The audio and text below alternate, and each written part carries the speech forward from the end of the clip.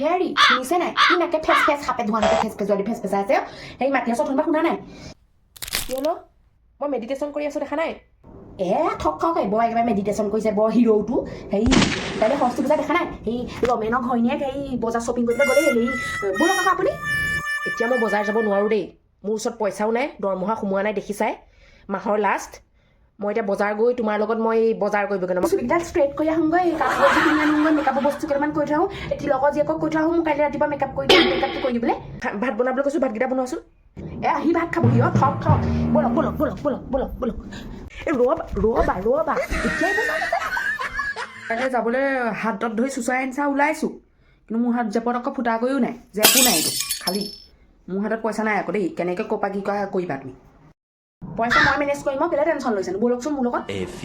আপুনি এইবোৰ ঢেৰ বজাৰ কৰিলোঁ মোৰ কাপোৰযোৰ যে 10,000 টকা ল'লে গম পাওঁ মেকআপখিনি 10,000 ল'লে